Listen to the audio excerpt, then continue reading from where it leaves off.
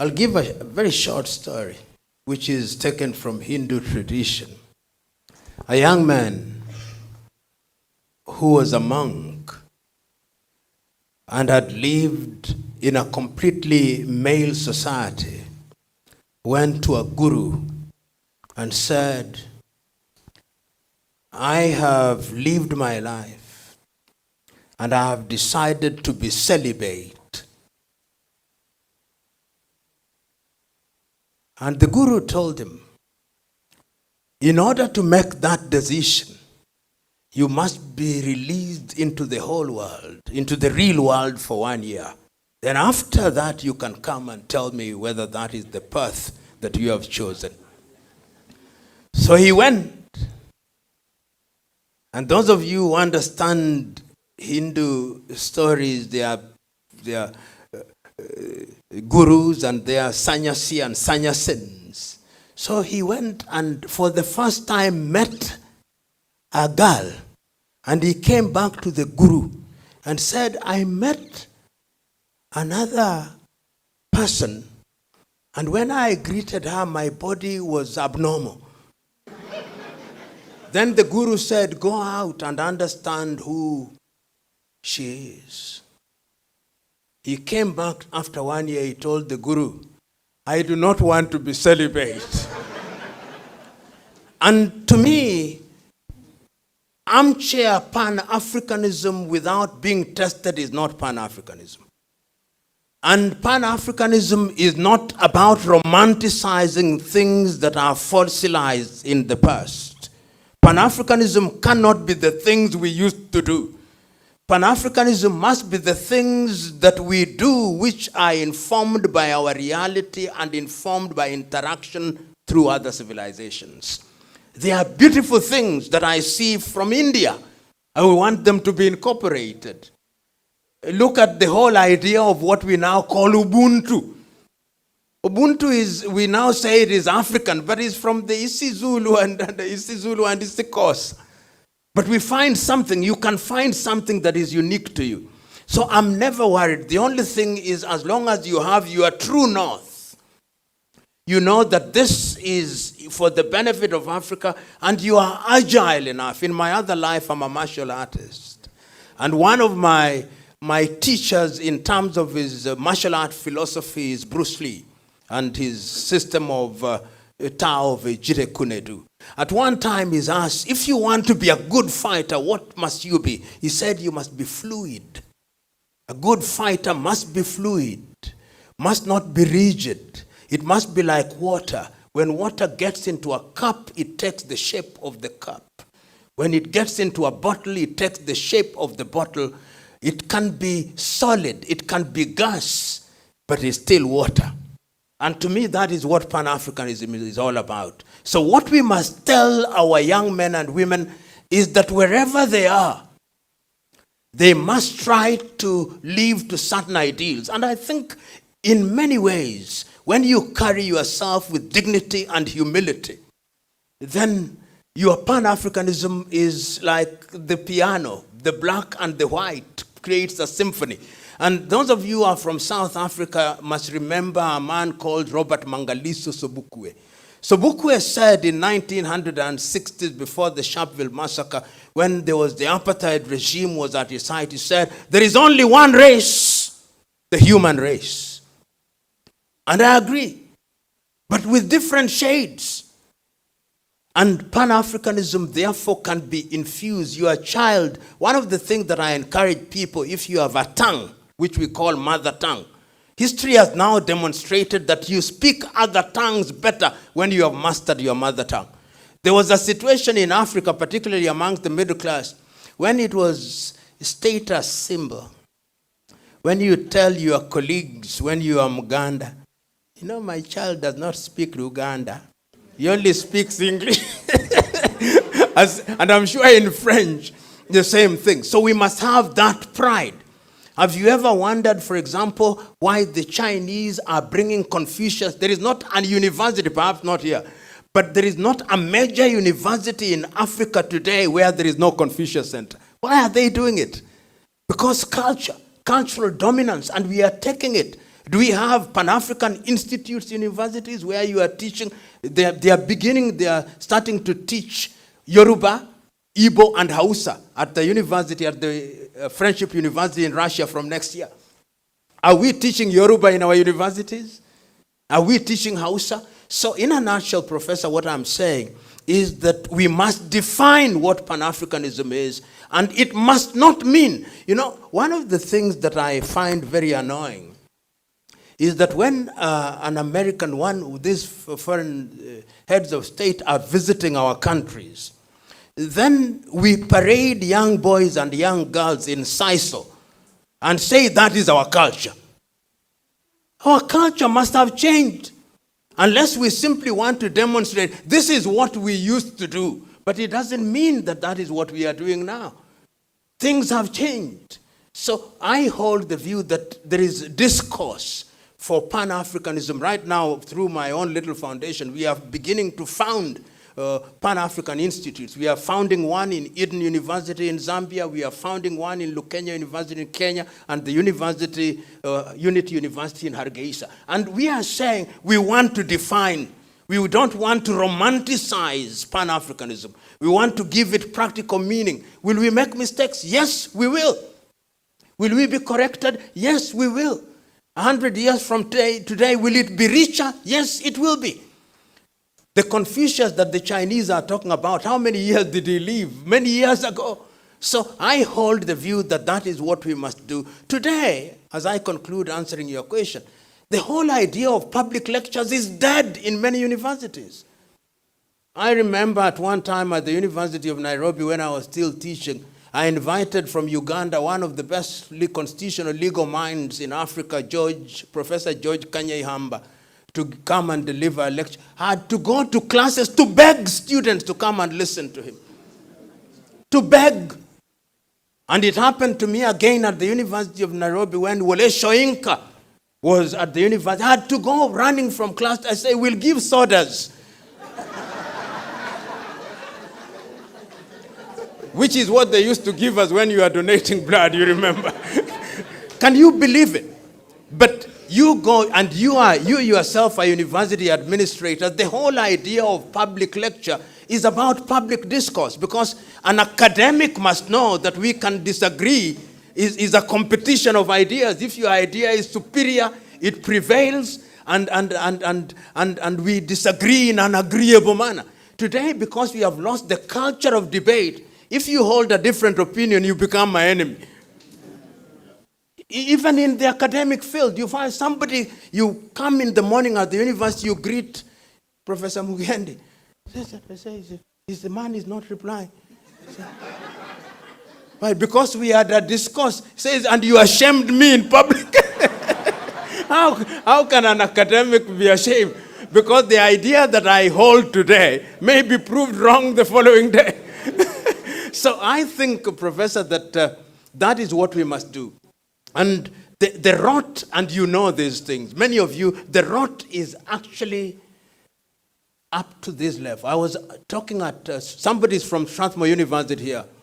We were holding a discussion about artificial intelligence at Strathmore University. And I said this, I said I'm a disruptive thinker. And I said, okay, you are IT experts. Who's IT? You are spanner boys and spanner girls for Google. Yeah, because you are not in control of the technology. So you may be doing things, you have said, oh, cloud. Who's cloud? Are you in control of the cloud? Today we are all on website. Whose website? Who is controlling that website? A church here can be turned off like this. So in order, and this is the Pan-Africanism that I'm talking about, let us appropriate that technology and begin to control it from Accra. The Chinese have done that. Weibo, TikTok. But we have not. We are still gleefully Google, cloud. You can be switched off like this. My Twitter account. That's not your Twitter account. Elon Musk sitting in Seattle can do it like this and you're finished.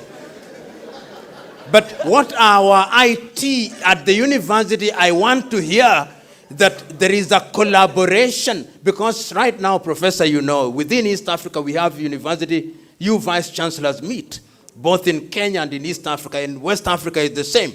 I want to hear that one of the things you are talking about now is IT. Because we are going into the fourth industrial revolution, the fifth industrial revolution, and we are talking artificial intelligence. But are we in control? Are we in control of the drone technology? We are just consumers without being in control. And curiously, I look at what is happening. China, for whatever it is worth, the only media that I watch faithfully is CGTN and CNC, to just understand. Within 30 years, these fellows have done marvel. You know, in my ethnic group, some people come from my ethnic group. If you had a shirt called Japan, which was Japan, it was the cheapest quality from Japan. Then if I said, your shirt is Korea, it means it was from Korea. That is in the textile industry. When I was alive, there was a time when the radio that we used and knew was Grundig. Today, tell me where there is Grundig. Nokia came, Samsung came. Look at what the Koreans have done. Look at what the Vietnamese. Vietnam, by next year, is going to produce more coffee than Kenya and Uganda combined. Vietnam. I tell people sometimes morbidly, look at your undergarments. They are made in Vietnam. And when you go to eat today, look at your toothpicks. So, this is particularly, as I conclude answering that question, is in this area of artificial technology, really we must take charge. If we don't take charge, because there's no going back, the only question, who is in control? The Indians now are amazing. You go to India and you see what is happening at Indian University, both in that sector, because technology is controlling everything. It is medical sector, is agriculture. Look at the patents that are being issued in Israel. Little Israel. Israel registers more patents than all African countries combined. Little Israel. Israel is smaller than Greater Accra. Last question you said. The problem we have in Africa is the disconnect between the professional and the policymaker and the quality of politics on critical things. And I think my own view is that we must keep on trying. Sometimes we judge ourselves too quickly and too harshly. Because if you look at the history of many African countries, some are very young in terms of trying to domesticate, if you may. And I'm using the word domesticate very guardedly, because there is a sense in which certain areas and certain knowledge is universal. The laws of physics don't change because you are in Africa. But there is a sense in which when you implement physics, they can be applied to address specific issues. So when we are talking about decolonization, we are talking about the sensitivity of curricular articulation and implementation to the realities on the ground. Take, for example, agriculture. We now know that Africa is losing her seeds in the area of agriculture. We don't control what we eat. And we know that there is a conspiracy through monopolies such as Syngenta and Monsanto. And they are present in Africa. You have the 1 acre fund. They are everywhere. They are to be found everywhere. Can't we, when we are crediting our faculties of agriculture, make demands of them? That one of the things that we are not going to do is to allow genetic manipulation in a particular direction. The Russians are doing it. The Chinese are doing it to a certain extent. The Vietnamese are doing it. So that if you go to a faculty of agriculture and our research institutes, they are also informed by that reality. Right now, you know, for example, in agriculture, Norway has the largest storage or concentration of seeds in the world. As I speak now, in the next 2 years, China is going to overtake Ghana, Togo, and La Côte d'Ivoire in coffee production. Fact. I think Malaysia has already overtaken Nigeria. So I'm saying that in those specific areas, it is you, the academics. You are vice chancellors. Why do you sometimes sell yourselves short? Keep on making noise. Keep on making noise. Don't surrender. Don't think that you have not achieved them. It's chipping it slowly by slowly. And I think that regulators, and there are regulators here, who in that specific area of agriculture, you can now begin to inform. Look at the area of management. There is nothing that annoys me most. I don't know whether there are accountants here. If there are accountants here, you hear at the end of every meeting that we have read your books. They are now conform with universal standards. Whose universal standards? Why can't we have, when we are looking at specifics, that they are African standards with certain standards which are peculiar to Ghana, even when we talk about universality, because business is different. But African governments have their books of accounts being examined by Price, Cooper and Waterhouse, Deloitte and Touche, Ernst and Young. Not Boateng and Boateng. If Boateng and Boateng formed an accountancy firm, they will get no work. Immediately they go to Ernst and Young, they get work. Low self-esteem. So in a nutshell, Professor, what I'm saying is that this is work in progress. And I think that something is beginning to happen even in East Africa, and can now see people are coming together through research institutions. And what we must do is to finance this thing. Part of our problem is financing. You remember, for example, in the health sector, in 2001 in Abuja, African countries say we are going to spend at least 5% of our budgets, not GDP, budget, in financing health. Which countries ever did it? Rwanda and Mauritius and Botswana at 3%. The rest, they don't even pay. So how are academics going to engage in research? In many of your universities now, I was talking to a Nigerian professor just after the ASU strikes, for example. They lost 600 medical personnel. 600. As freshly baked graduates going into Australia and Canada, after you've trained them, they just walk into the theater there and begin work. Meanwhile, maternal mortality is alive and well. All the diseases that we thought we had eliminated are coming back. So, Professor, I think it's not going to be easy because, number one, because of the quality of politicians we elect. Yeah, that is, our problem is actually that. I was listening yesterday just this morning, to a Chinese official.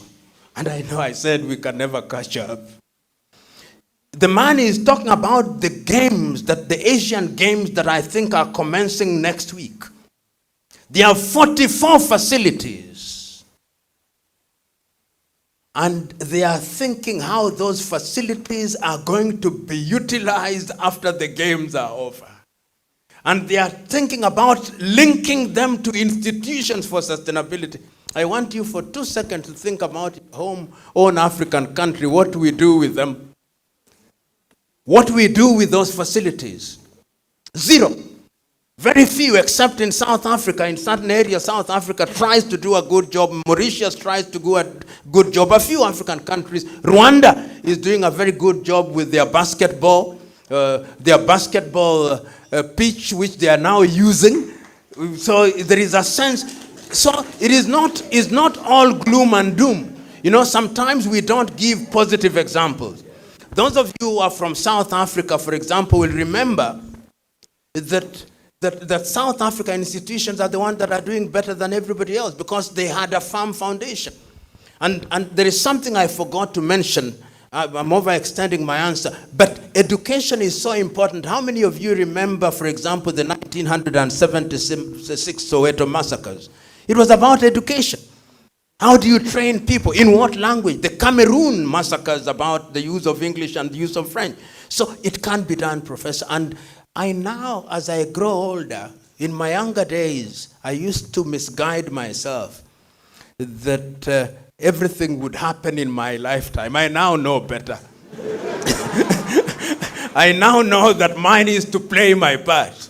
And once you play your part, that is the best you can do. And the other thing we must do as Africans is to document. We don't document things. So that your good ideas, they just disappear. But these fellows, these other civilizations, what they have done very well is documentation. The mortality rate of journals in African universities is without comparison. If a journal survives for 3 years, then you hold a party. Thank you very much.